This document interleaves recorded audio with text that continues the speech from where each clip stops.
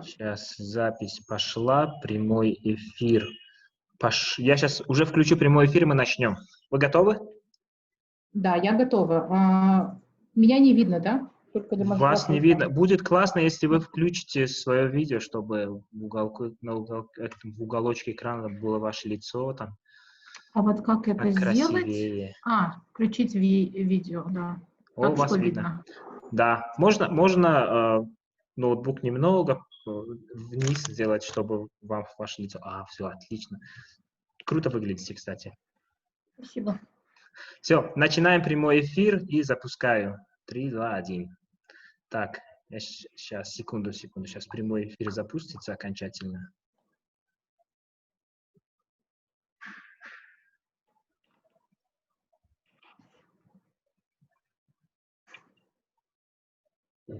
Так, кажется, прямой эфир пошел.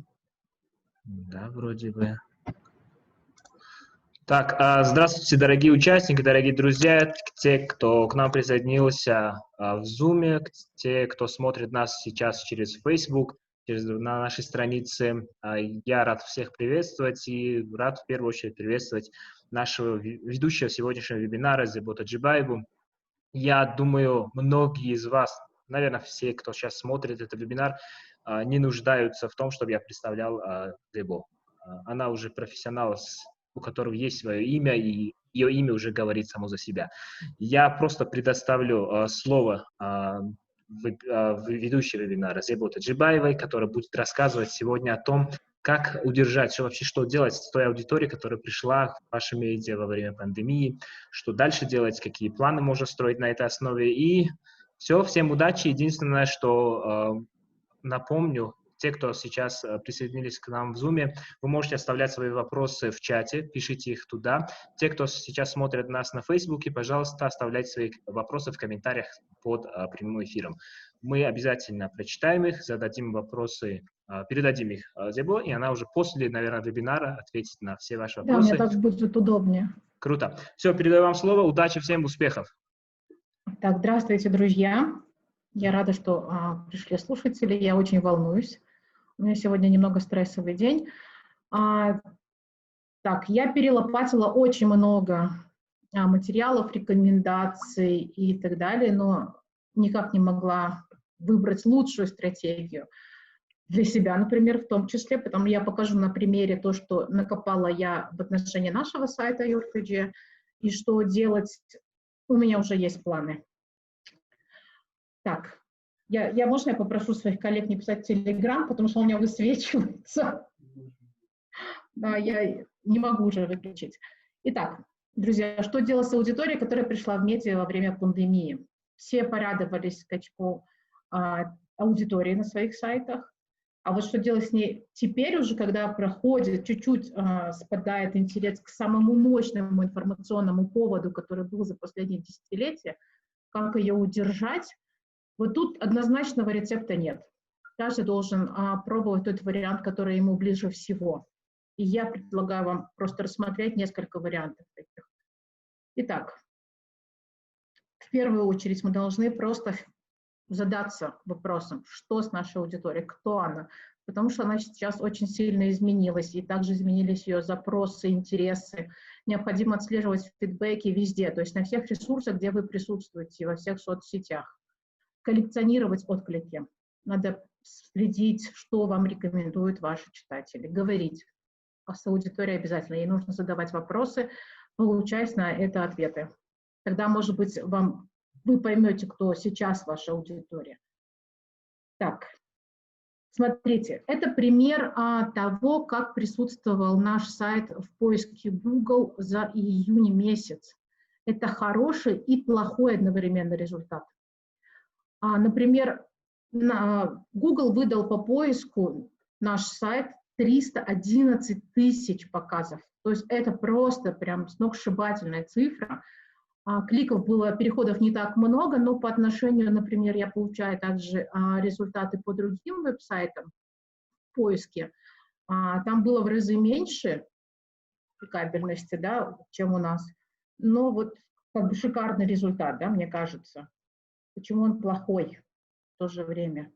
Вот еще один момент я вам покажу. Средний CTR очень даже неплохой у нашего сайта. То есть это 1,6%. Средняя позиция для такого молодого сайта, как наш. То есть мы попадаем в десятку. Это первая страница любого поисковика. И вот за 3 месяца у нас было показов почти 2 миллиона. И 32 тысячи перешли по показам. Тоже, да, такая шикарная цифра, я очень довольна. И почему она меня разочаровала? Смотрите по запросам, что происходит. Коронавирус в Таджикистане коронавирусом, коронавирус в Таджикистане сегодня, коронавирус Таджикистана. Вот все поисковые фразы, ключевые слова, которые, к сожалению, вот по этим поисковым словам переходили люди на наш веб-сайт. Все, других фраз в поиске не было. И это ужасно. То есть как только сойдет коронавирус, наш веб-сайт никто не будет видеть и никто не будет искать. И это очень печально. С этим надо что-то делать. Итак, я вам еще продемонстрирую, но это уже не наш сайт, это чужой, но я не буду говорить какой. О ком лучше позаботиться? Я выделила разовых и вернувшихся пользователей. Как видите, разовые посмотрели по одному сеансу 217 тысяч, это результаты за месяц. И вернувшиеся 136 тысяч, они сделали сеансов почти на 700 тысяч. То есть о ком надо заботиться? Ну, конечно, не о разовых. Нужно думать, что делать с вернувшимися, чтобы они остались. Как сделать так, чтобы они просматривали больше страниц, дольше засиживались на вашем сайте. Для этого нужно, я надеюсь, что все подключили к своим веб-сайтам Google Analytics, потому что без этого невозможно изучать свою аудиторию. Как-то так странно самой собой разговаривать, я не вижу никого. Так. И вот смотрите, чего они хотят. Я рассмотрела только вернувшихся.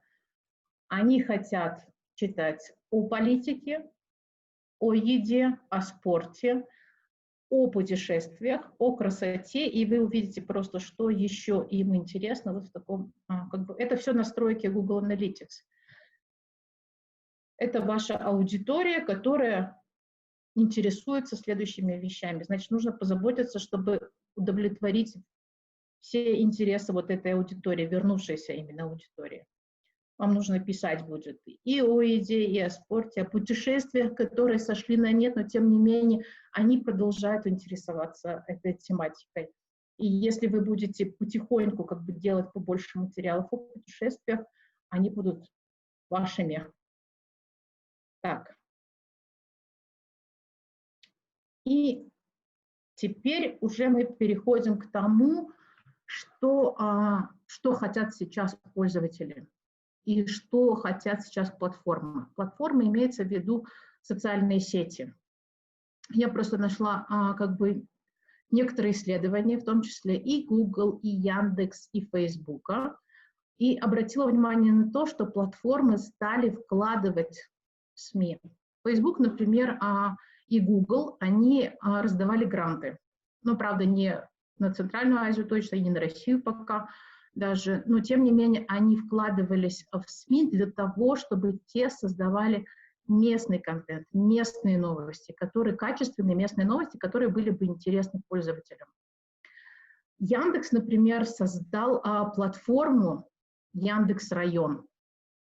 И там простые посты обычных пользователей собирают столько просмотров, что я просто удивилась. Сейчас пока эта опция работает, по-моему, только на Московскую область. Ты выбираешь район, в котором проживаешь, подписываешься, и все новости, все посты, которые связаны с твоим районом, они постоянно у тебя в ленте. Ты видишь их. То есть людям интересно все, и платформам в том числе, все, что происходит вокруг вас. То есть им не интересно, например, Яндексу интересно только конкретный район. Они увидели эти возможности крутые, что людей интересует все, что происходит у меня на улице, в моем доме, в моем районе. Их в меньшей степени интересует то, что, например, происходит даже в соседнем городе. И вот еще один пример, шикарный просто, на мой взгляд, который... Это больше эксперимент, он начался еще в 2012 году. Компания Hearst Шкулев Медиа начала выкупать сеть городских порталов. Всего сейчас у них 17 порталов, и общая аудитория составляет 4 миллиона уникальных пользователей в сутки вот у 17 этих порталов. Сейчас они приходят еще в Красноярск и в Кемерово, то есть они, в Казань, точнее, они открывают там тоже свои порталы. У них сейчас единая как бы база, то есть они как бы единое ПО, да, для сайтов. Но сайты каждый ведется самостоятельно, со своей собственной редакцией. У них нет централизованной редакции, как, например, у «Комсомольской правды», которая тоже пытается делать по регионам новости. И я обратила внимание, что в пределах, например, в Душанбе, да, Душанбе-миллионник и другой такой же российский город, миллионник, собирает аудиторию колоссальную. То есть все наши республиканские сайты могут просто позавидовать аудитории, которая собирает обычный городской портал. Он удовлетворяет нужды своих читателей по всем направлениям и дает информацию исключительно все, что касается только города. В Таджикистане, к сожалению, нет ни одного ресурса, который бы удовлетворял потребности пользователей, например, с Хатлонской области. Нет на Памире. Практически даже по Душанбе, в принципе, сейчас очень мало новостей и нету платформы. Вечерка, да, вот как раз платформа одна из, которая специализирована под город, но тем не менее, я думаю, что она пока не справляется с тем, чтобы удовлетворить потребности жителей Душанбе в новостях именно. Сагдийская область точно так же не охвачена, хотя Сугньюз пытается это делать. То есть, если вы думаете о том, чтобы привлечь или удержать свою аудиторию, которая набежала к вам, пытайтесь сделать новости, касающиеся их места проживания. Все-таки вот все, что ближе, да, например, к району, городу, это вот всегда зайдет. Это просто как бы одна из концепций, да, то есть одна из стратегий, которая бы помогла удержать аудиторию. Есть другие возможности, но это прям мне очень сильно зашло, потому что в Таджикистане такого нет. Так. Еще одна стратегия – это работа нишевых СМИ. То есть читателям нравится экспертная оценка, они хотят получать качественную экспертную оценку по каким-то конкретным направлениям, которые они выбирают.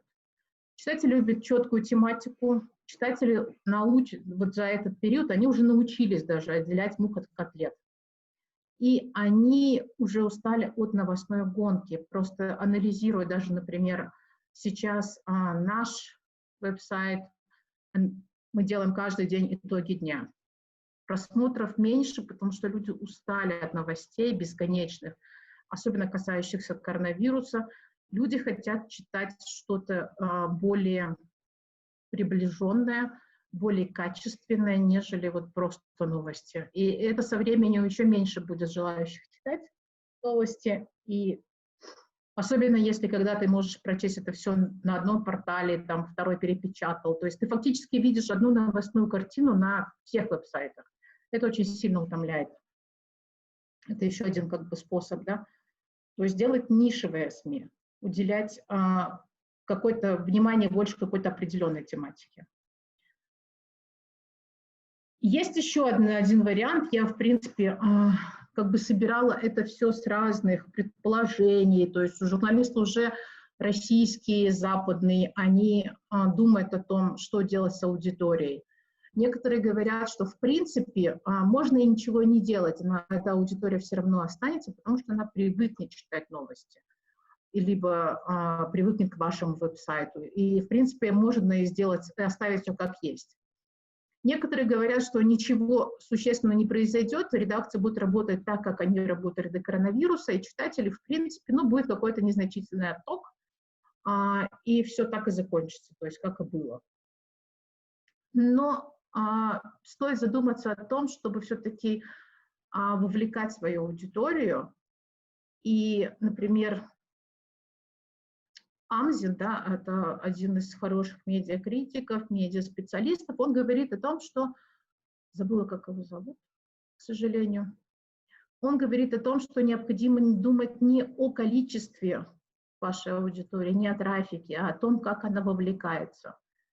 И вот как раз-таки на одном из медиазавтраков, которые они организовывали на веб-сайте Medium, он рассказывал о том, что журналистам сейчас нужны разноформатные материалы и вовлекающие материалы. Вот одно из направлений, которое вообще не в Таджикистане, я просто пока не видела публикаций на именно такого формата, это solutions журнализм, когда журналисты не просто рассказывают о проблемах, но обязательно говорят об опыте их решения. Ну, просто вот, я не знаю, может быть, я давно не смотрела материалы таджикских журналистов, но, к сожалению, вот такого формата я не видела. Прямые трансляции в соцсетях, они останутся, и то есть люди привыкли уже смотреть трансляции в соцсетях, и думаю, что на этом можно будет выигрывать и продолжать, несмотря на то, что коронавирус когда-нибудь закончится. Тематические подкасты, то есть пишите тематические подкасты, почему нет? Геймификация, то есть игрушки разноформатные, тесты и так далее, они помогают вовлекать аудиторию, они удержат вашу аудиторию на сайте. Ну и, соответственно, объяснительная журналистика, она тоже сейчас начинает развиваться в Таджикистане, то есть мы, например, рассказываем о том, что изменится, да, например, в нашей жизни с принятием какого-то определенного закона, и как это все будет работать. Это вот как бы можно в этом направлении двигаться, да, делать разные форматы, которые будут вовлекать и удерживать вашу аудиторию. Это уже на ваше усмотрение. Так, можно остановиться на мультиплатформенности. Единственное, для меня было такое большое удивление о том, что когда я узнала, что в Таджикистане в июне месяце, после Фейсбука у нас очень хорошо идет Pinterest. Этот сайт вообще никто, эту социальную сеть, никто из таджикских медиа практически не использует.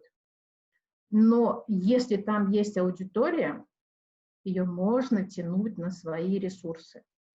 Причем платформа, я тоже начала в ней ковыряться, она довольно-таки удобная, там можно будет прописывать ссылки и спокойно переходить. Люди с удовольствием кликают, люди с удовольствием, оказывается, и обсуждают. Ну, хорошо, там лучше всего, конечно, там работают картинки, как и в Инстаграме. YouTube, соответственно.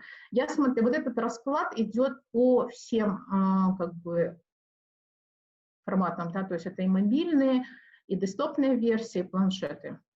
Чуть-чуть, возможно, меняется позиция YouTube по отношению к Pinterest с мобильной версии, но не очень сильно. Twitter, вот, к сожалению, я думала, что он вообще мертв в Таджикистане. Это один вариант, да, статистики, а есть еще вот другой, и все-таки это уже количество пользователей в соцсетях в Таджикистане, то есть всего уже почти 1 миллион пользователей из Таджикистана сидит в Фейсбуке, чуть меньше в Инстаграме, и 319 тысяч пользуются мессенджером. То есть вот, в принципе, основные, но я не знаю, почему такая разница, здесь Pinterest вообще нету, но я заметила, что там на самом деле очень много пользователей из Таджикистана. То есть хорошая сеть, которую можно развивать и откуда можно качать свою аудиторию. Но как бы есть еще один такой момент, на который может вас надорвать. Вы можете, в принципе, быть везде, если у вас позволяет штат, если у вас большое количество SMM-специалистов, которые ведут разные форматы и разные соцсети. Но если у вас ограниченные ресурсы, то надо перестать думать о том, что вам нужно будет присутствовать везде. Выберите только те, которые действительно качают вам аудиторию.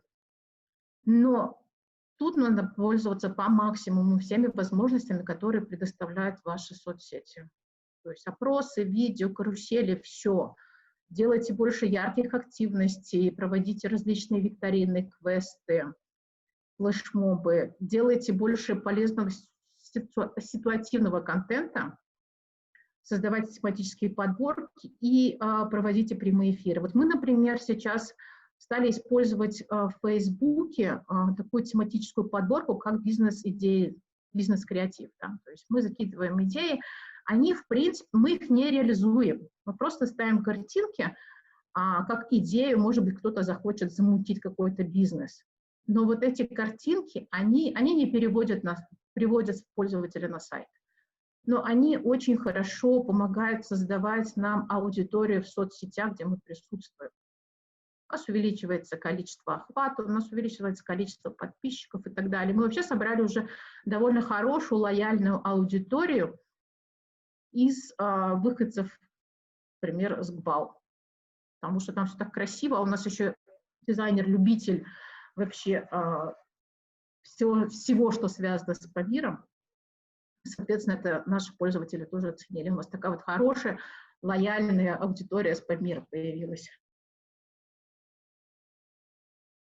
Так, еще один интересный момент, который, в принципе, это эти данные Интерньюса, исследования Интерньюса одной кыргызстанской компании на июнь 2019 года, мессенджеры. Viber обновил возможности пабликов, но, к сожалению, там нет очень хороших больших групп, именно медиа. Хотя вот 61% пользователей в Таджикистане пользуются именно Viber. Зато есть шикарный ИМО, который никто из, ни блогеров, по-моему, даже, ни новостников не использует его возможности. Сейчас в ИМО это, в принципе, уже такая легкая в использовании социальная сеть. И там, вот я, например, смотрела вчера, там 3 миллиона различных групп. Я натолкнулась на 10 групп, где больше 1000 человек, которые вокруг меня даже находились. Просто вокруг. Он тебе показывает все, что есть поблизости. Ну, наверное, скорее всего, это в пределах Душанбе. И там на самом деле у них большие возможности. Туда можно заливать видео короткие, туда можно заливать аудио, картинки и так далее. Там можно бесконечно общаться со своей аудиторией, ставить ссылки, они все активные. Единственное, там такая есть как бы такой порог входа, довольно-таки высокий. Перед тем, как создать собственную группу, куда ты будешь подтягивать людей, причем ты будешь, если ты заходишь в ИМО, твой контакт показывается твоим друзьям и друзьям твоих друзей. То есть если создавать группу, это очень легко и быстро можно собрать людей. Единственное, что чтобы создать группу, ты должен уже быть активным пользователем в нескольких группах. Но так как группа пока еще, качество групп там не очень хорошее, я не рискнула, если честно, воспользоваться этим, потому что, думаю, сейчас меня замучают, это просто какой-то ящик Пандоры, потому что начинают писать люди, друзья моих друзей, я их не знаю, они могут позвонить тебе ночью. Но в любом случае вы найдете там такую шикарную аудиторию, особенно если вы будете ваш контент на таджикском языке. Огромные возможности у этого мессенджера есть. Телеграм. Телеграм сейчас, как бы он тоже стал набирать популярность, так как данные эти на прошлый год, я думаю, что сейчас пользователей Телеграма стало больше. Телеграм крут в том, что он позволяет создавать отличные каналы и очень хорошо собирает подписчиков, и особенно на время пандемии был, например, сейчас вам покажу статистику, да, вот, например, это я посмотрела статистику, которая позволяет смотреть сам Telegram. Если он показал только те каналы, которые привязаны были к слову Таджикистан. И вот смотрите, Азия Плюс, у них сейчас 16 тысяч подписчиков, Таджик Мьюзик, ну, видимо, скорее всего, мертвый, потому что у них давно уже нету охвата, да, одного поста, и таджикистанцы. Это бывший канал «Коронавирус Таджикистан», и у него самый большой индекс цитирования, то есть его очень хорошо цитировали другие каналы. И тоже очень хороший, вот если вы посмотрите предпоследнюю строчку, это охват каждого поста, то есть почти 100% просмотры каждого поста. Так что вот И суммарный охват, в принципе, тоже неплохой. У него еще 150% почти, то есть смотрят. Есть у Азии Плюс на таджикском языке канал, и у него больше подписчиков, например, чем у той же таджикистанцы. Но, к сожалению, он не выдает с привязкой к слову Таджикистан, потому что, видимо, там что-то в настройках не прописано, либо он не привязан к статистике, которую предоставляет сам телеграм-канал. Так что вот еще одно направление, которое можно развивать, где можно еще держать, еще пандемия не закончилась, и можно создать и раскрутить свой канал. А потом уже, вот, кстати, вот этот эксперимент с таджикистанцем, как раз-таки этот канал был создан, не знаю, когда он был создан, в апреле, по-моему, когда туда публиковались новости о коронавирусе. И поэтому он, в принципе, так быстро собрал аудиторию. И такие нормальные, в принципе, отличный у него индекс цитируемости, поэтому так вот подрос канал. Так, есть еще очень хорошее направление, которое, к сожалению, у нас совершенно не развито, но мне очень нравится. Два примера. Я вообще люблю наблюдать за теми медиа, которые создают контент именно коммерческих каких-то крупных компаний. Например, вот Тинькофф. Они очень хвастаются своей email-рассылкой. Они считают, что вообще потенциал email безграничный. Он у каждого в телефоне. Можно не зайти на какой-то канал в Телеграме. Можно отключить там уведомления и так далее. Но email ты просматриваешь всегда. Это самый близкий контакт. Это самая лояльная аудитория и самая доступная. Потому что у тебя между тобой и этим человеком, то есть нет больше никаких преград. Почта всегда и у всех есть. И мне очень нравится пример The Bell, который тоже у них несколько рассылок. Они говорят, что у них сейчас 50% просматриваемость всех их рассылок. То есть это очень хороший показатель. И у них на 40% увеличилось число аудиторий, пришедшей именно через email-рассылку. Я вот, например, сейчас на своем примере расскажу. У меня не так много адресов, которые подписались сами и получают письма, которые я рассылаю по пятницам. Но меня очень радует, потому что просматриваемость писем составляет 70%. И еще там, несмотря на то, что тот ресурс, которым я пользуюсь, для того, чтобы не просто писать с почты, а через MailChimp я отсылаю письма, Google немножко его не любит, и он отсылает всегда письмо в акции, либо в спам, чаще всего.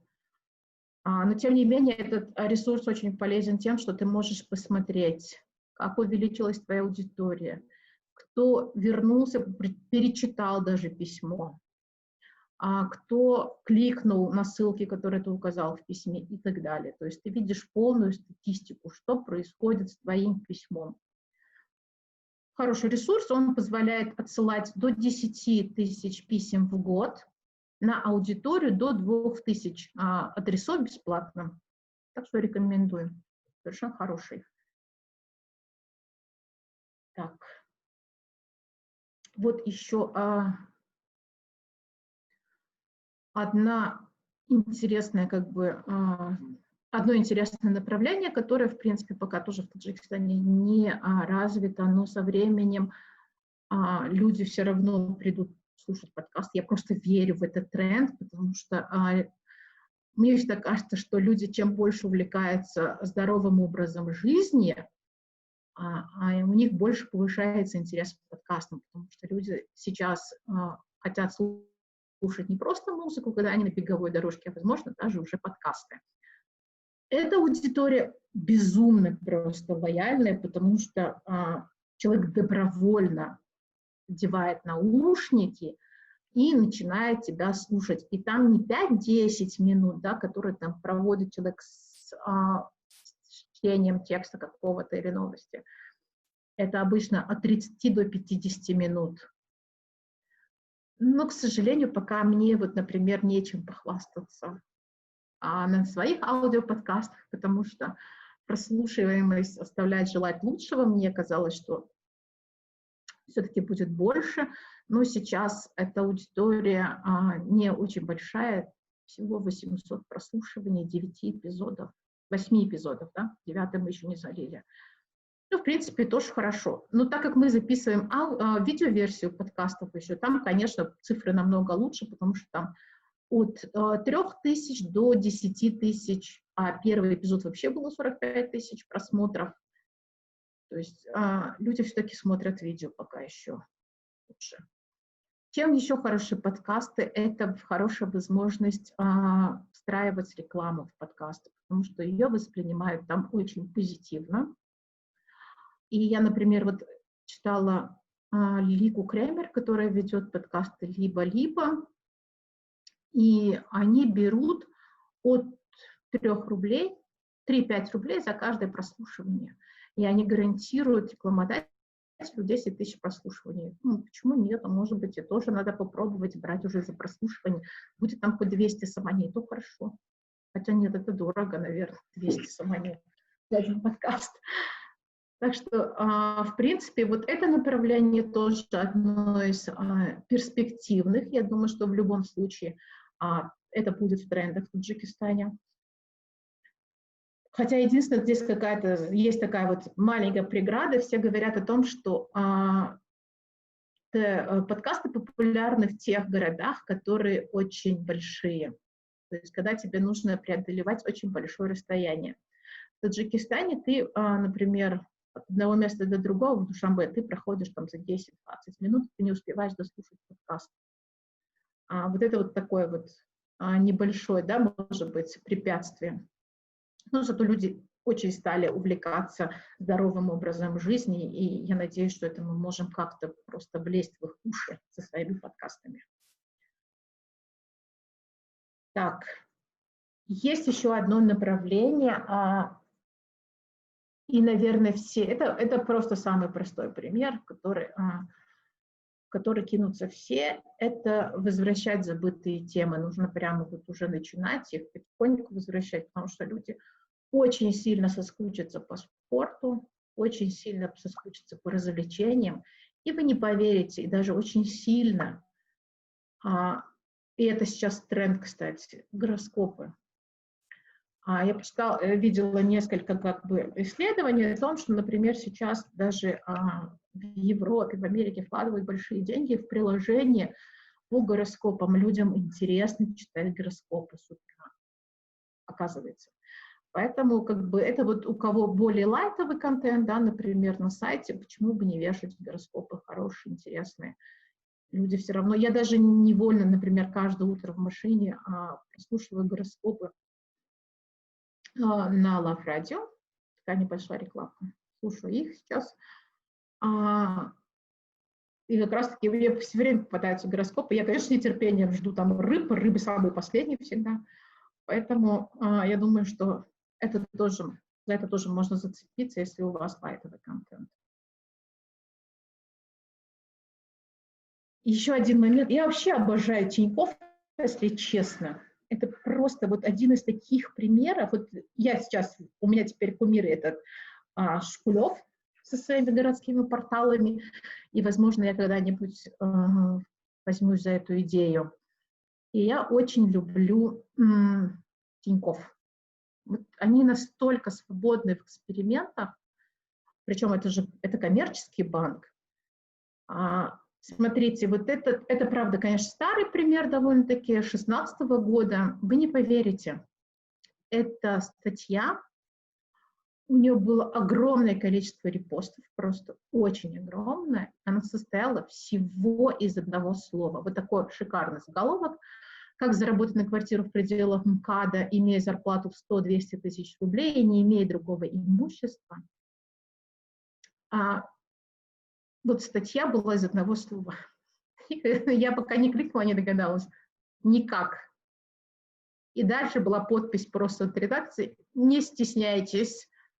говорите, и вот они получили массу отзывов, но люди, которые действительно зарабатывали вот 100-200 тысяч в Москве, они с удовольствием делились вот этой ссылкой, этой статьи, потому что это как бы показывало их боль. В то же время там не было решения их боли. Но тем не менее, они просто делились, потому что это было их сейчас, в настоящее время, да, то есть это вот такое вот их состояние души было. Ну, никак просто. Это был просто шикарный эксперимент, который он до сих пор, кстати, упоминается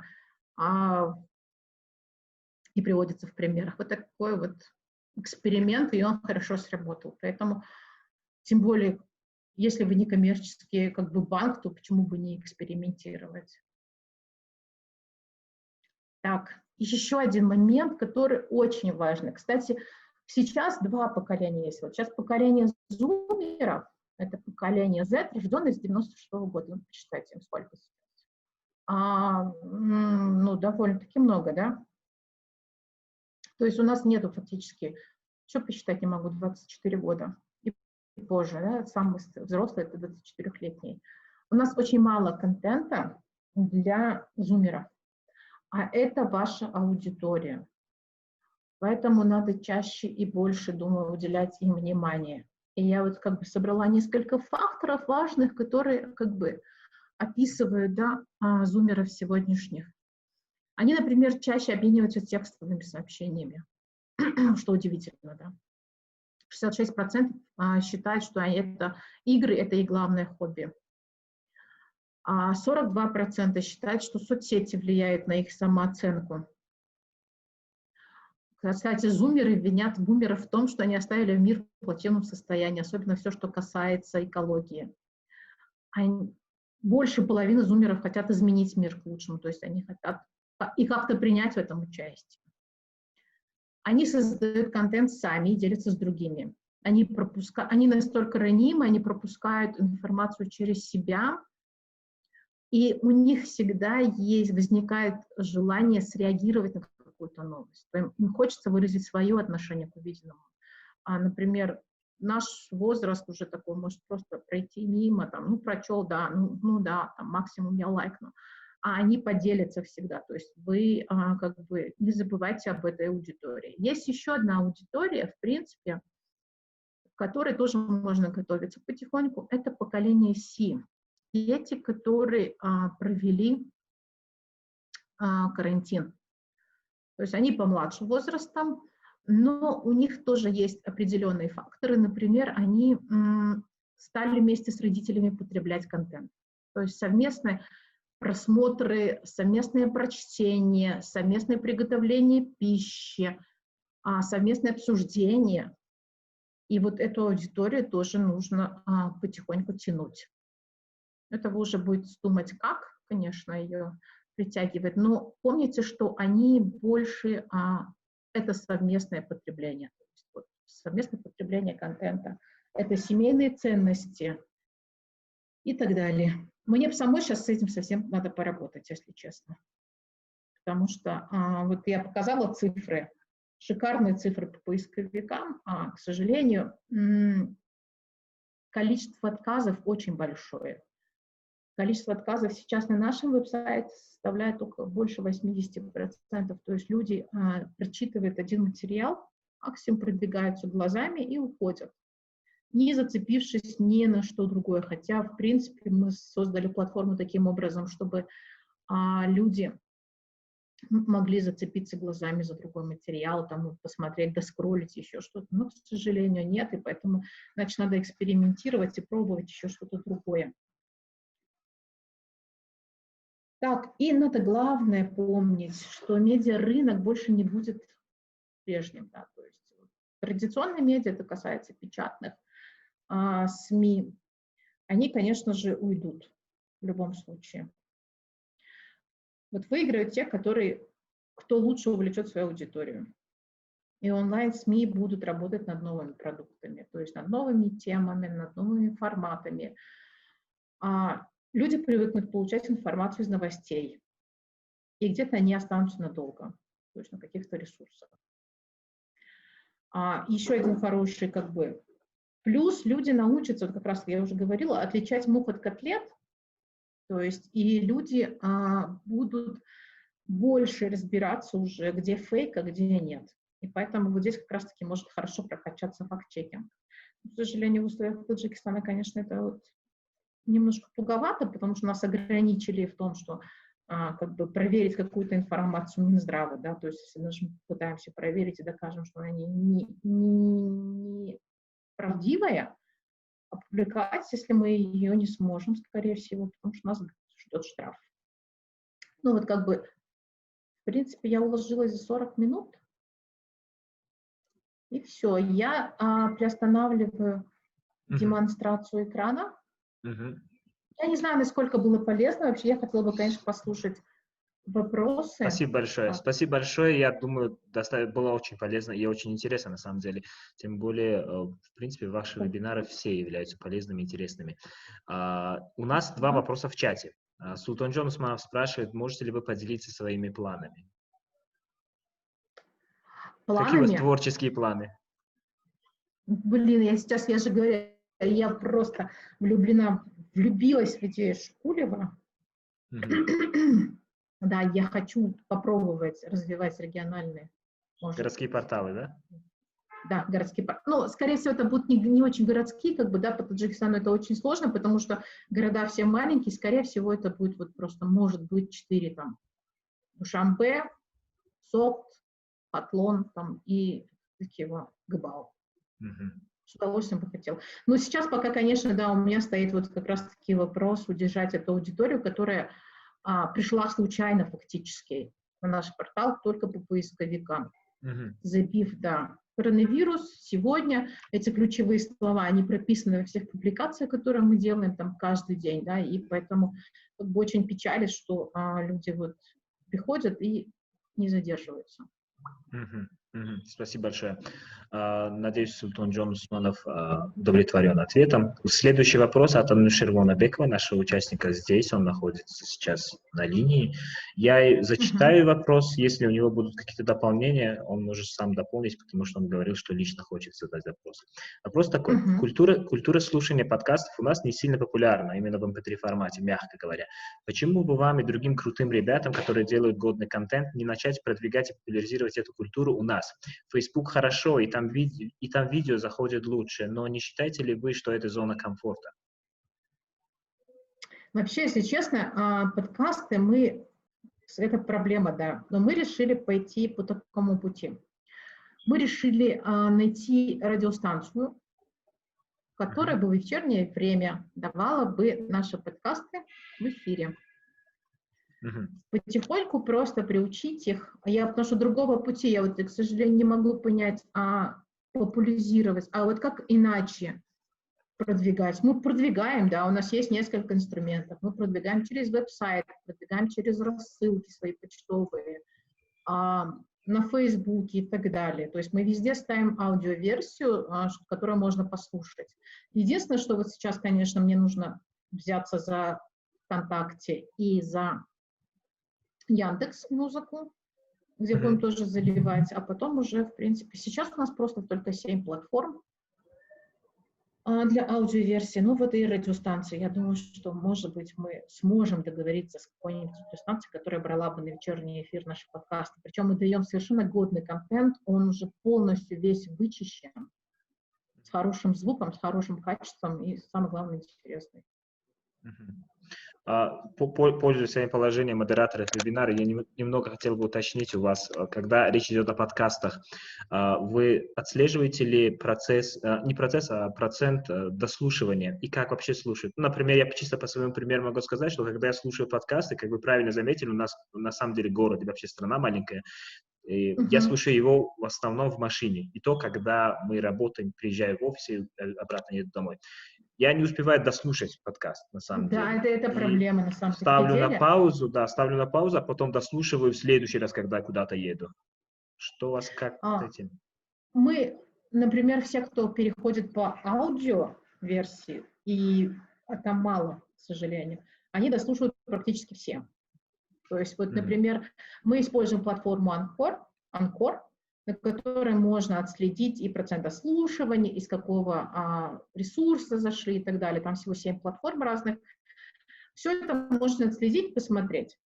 А с видео чуть хуже. Там, конечно, процент ослушиваний, он меньше. Там, например, начинают смотреть 100%, там, дослушивать там, 40%, 30%. Все зависит тоже от человека, который у нас в студии. Ну, в принципе, аудиоверсия, конечно, пока еще прям хромает. Но мы будем стараться. Мне, если честно, самой в кайф. Единственное, что 2 дня у меня кризисных получается в неделю, потому что один день мы пишем подкаст, даже если я, например, не ведущая, а на другой день я монтирую, сижу, и у меня еще один день стресс. Потому что я сейчас, например, за 50 минут смонтировала только 11 минут, а у меня подкаст 50 минут. Да, у вас была открыта аудишн. Да. Потому что у нас разделенная видеоверсию один монтирует, а аудиоверсию я. Кто-то работает со звуком, мы все поделили поровну, так что... Окей, спасибо большое. Еще у нас сейчас вопросы идут в чате. Лиля спрашивает, наша коллега. Так, стоп, она так вышла. Так, что сейчас давать своей аудитории? В каких дозах кормить ее коронавирусом? Ну, темой коронавируса, уважаемые зрители, имеется в виду именно тема. Тема коронавирусом, конечно, пока вы никуда от этого не деться. Она в любом случае будет занимать как минимум 50% информационного поля. Но коронавирус надо немножко как бы все-таки тему перетягивать на более как бы полезный контент, связанный именно с коронавирусом. Я просто наблюдала, как это делает, например, Тинькофф тот же, да, они пытались прокачать, они, точнее, сразу зареклись, что это не будет о самом коронавирусе, и будет только о полезном контенте, связанном с коронавирусом. Там, как получить каникулы и так далее, банковские. Ну, то есть, тем не менее, они прокачали эту тему, и довольно-таки неплохо. Тоже собрали аудиторию свою очень хорошую. Вот мне как раз-таки нравятся примеры вот такие, именно коммерческих, потому что они без истерик дают. Потому что то, что новостные там дают, конечно, там истерят и так далее, коммерческие нет, они не могут себе такого позволить.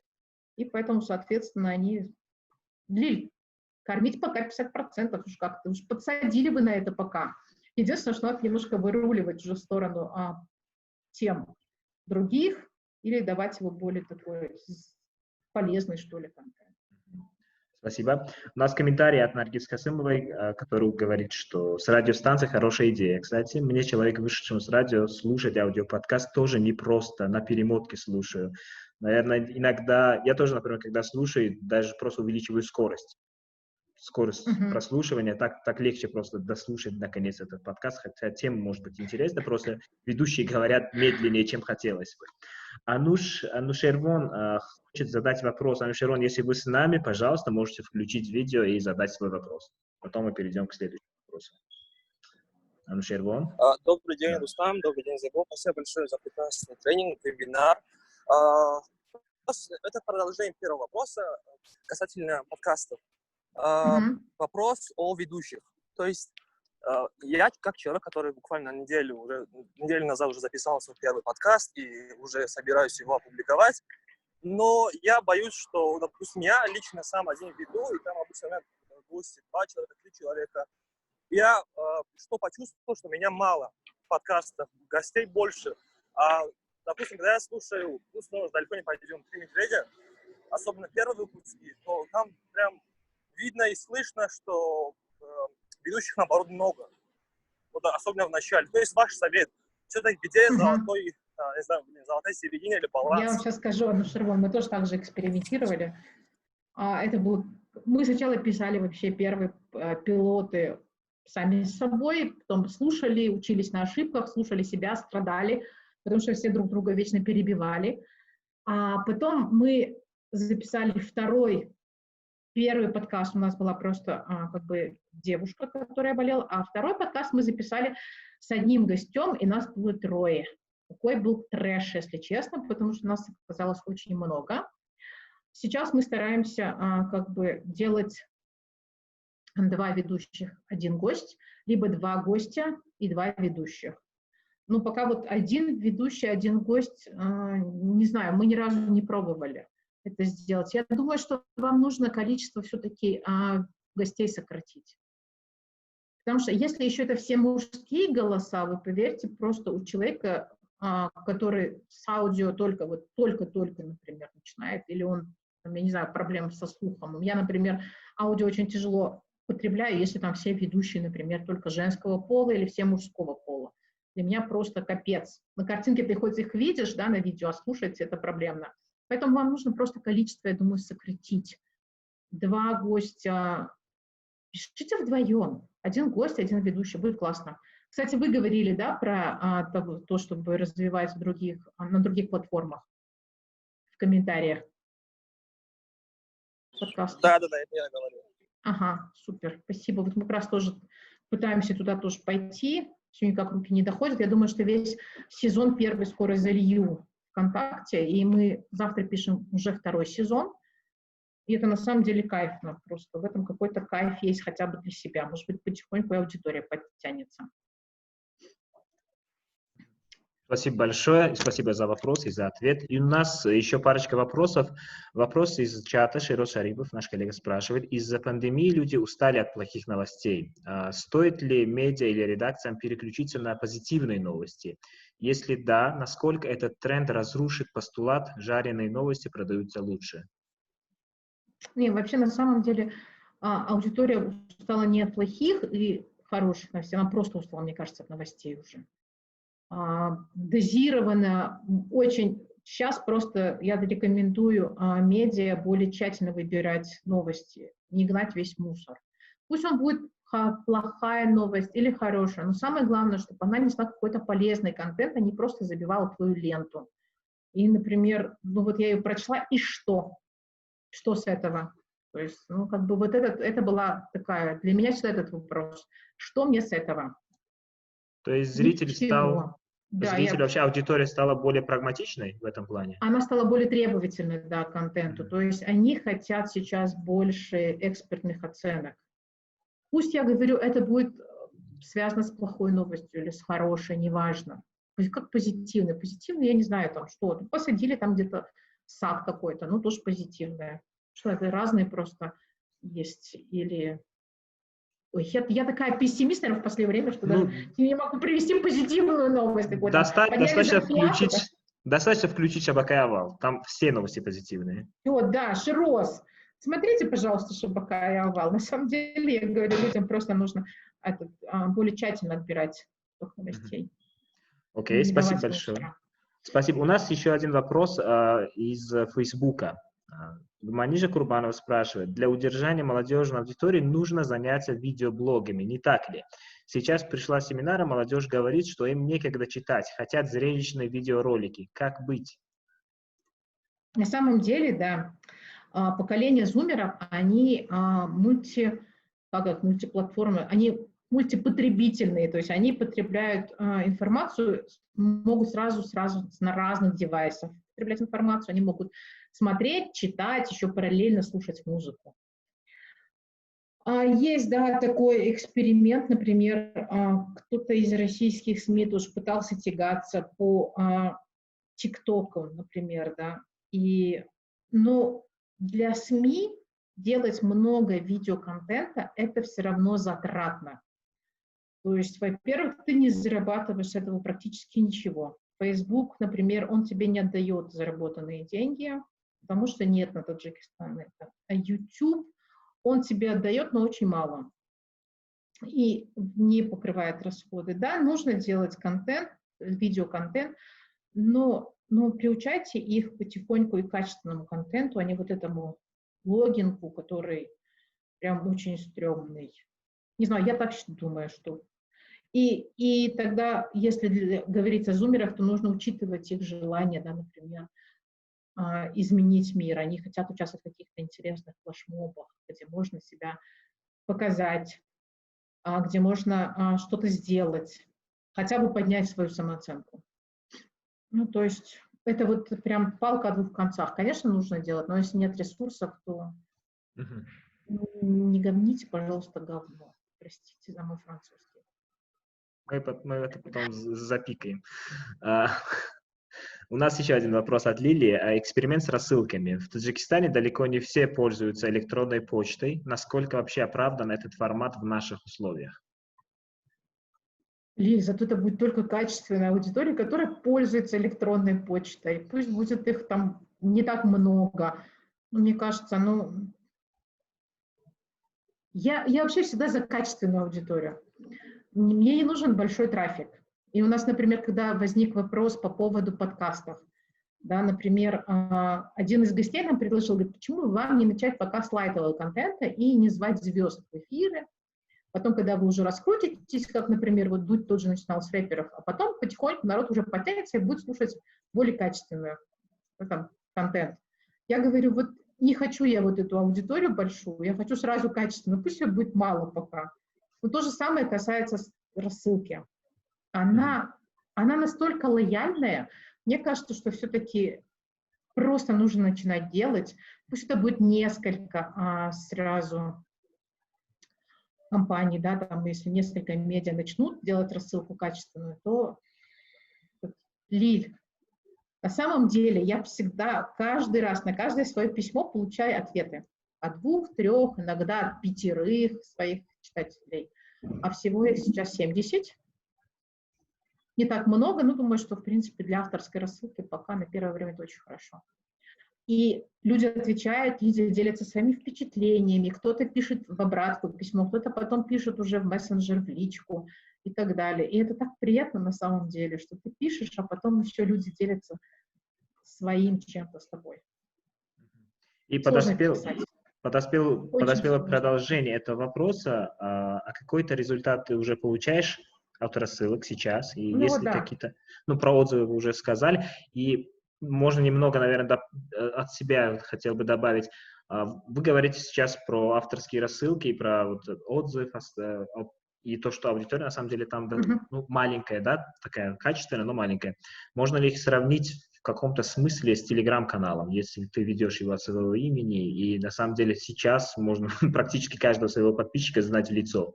И так как аудитория, на самом деле, в Телеграме в основном, по моим заметкам, может быть, я ошибаюсь, естественно, очень много журналистов, очень много людей начитанных в Таджикистане, как в свое время, например, в Facebook сначала пошли люди достаточно образованные, такой, я не знаю, уровнем, с широким мировоззрением и все остальное, потом уже подоспело, скажем так. Одноклассники подоспели. Потом одноклассники заблокировали, и все перешли в Facebook.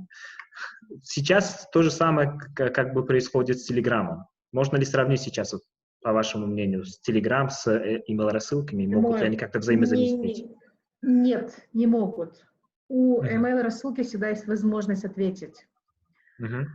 У Телеграм-каналы не все дают такую возможность обсудить и ответить и так далее. То есть ты все-таки разный контакт. Я же говорю, на Телеграм-канале ты можешь просто выключить звук и быть там просто, там, я не знаю, заходить там раз в неделю на какой-то канал, просматривать, что новое появилось, а в почту ты все-таки заходишь каждый день.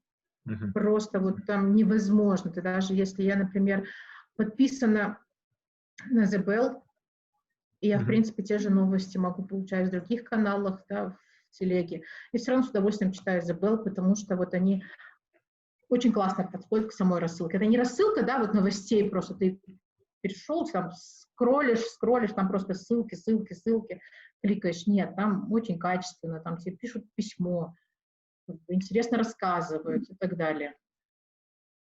Телеграм, вот он все-таки другой, ты его просто делаешь как бы на одну тему, один пост.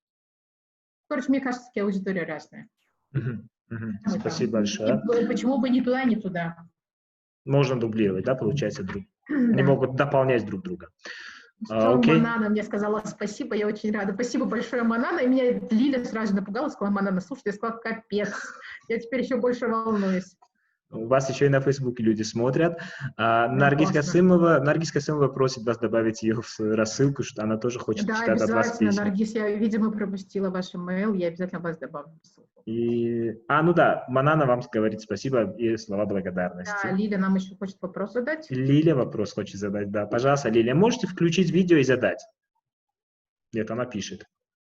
Зебо, ты говоришь, что нужно вовлекать аудиторию зумеров, и правильно говоришь. Но кто будет делать для них контент? Будет ли им интересен контент, который производят бумеры? Я думаю, должны зумеры делать под руководством бумеров, если честно. Да, потому что... и вот сейчас, мне кажется, то, что возможность у нас будет обучить хорошую аудиторию, то есть начинающих журналистов, а они все почти зумеры, это будет прям очень хорошим подспорьем для того, чтобы их потом вовлечь привлечь в какие-то редакции, и они могли бы начинать делать контент для своих сверстников. Ну, в принципе, сейчас начинающие профессионалы во всех сферах — это зумеры. Не только в журналистике, Да, и не только в экономисты — это журналистике. зумеры, там, все Конечно, зумеры. нужно просто... Самое главное, мне кажется, Лиль, это наставники. Вот наставники должны быть бумеры, и они должны просто вот прям наставниками быть. Не давай топи, дорогой, но и подсказывать, где как. Ну, по природе своей бумеры, они очень любят наставлять. Как раз-таки все сходится. Не, ну все должно быть в меру. Поэтому... Окей. Так, спасибо большое. Пока что других вопросов нет ни в Фейсбуке, ни у нас в чате. Дорогие участники, если у вас есть еще вопросы, можете, в принципе, включить видео, задать. Если нет, то мы можем уже, в принципе, завершить данный вебинар. Я надеюсь, что что-то хоть полезное рассказала, потому что я так волновалась, только перечитала, и мне нужно было уложить это 20 слайдов как-то. Ну, все было на самом деле очень интересно. Очень интересно и очень полезно. Все, вроде бы люди говорят спасибо. Да, слова благодарности. Вам спасибо большое еще раз. Вебинар на самом деле был очень интересный, и я думаю, будет очень полезным. Судя по тому, какие вопросы были, на самом деле у людей очень большой интерес к подкастам. По крайней мере, среди людей, которые занимаются журналистикой, которые очень близки к журналистике. И, наверное, наступит день, когда мы будем слушать подкасты не только в машине по дороге на работу и обратно. Нет, я мечтаю о том дне, когда Spotify выкупит наш подкаст, как авторский, будет нам платить, как там он, я не знаю, какого-то там американского выкупил за $10 миллионов авторские подкасты. Я буду производить подкасты именно для каких-то платных платформ. Аминь. Мы надеемся, мы будем молиться за это. Все, спасибо большое, дорогие друзья. Спасибо большое, Зебо, что выделили свое время, поделились снова своими полезными знаниями. И мы желаем вам, на самом деле, больших успехов. Мы следим за вашими успехами, вдохновляемся ими. Вот вопросы были в том числе, как вы увидели, от людей, которые также занимаются подкастами. И, надеюсь, вы можете помочь уже людям, если они обратятся непосредственно к вам лично. Да, без проблем, конечно. За советами в любое время. Ребята, все это услышали, запись есть, запись будет на Фейсбуке, запись будет на Ютубе, вы можете прямо ссылаться на эту запись и обращаться к АБЗМО за помощью. Без ссылок даже. Все, отлично. Пока. Спасибо большое всем, удачи, успехов, пока. Спасибо.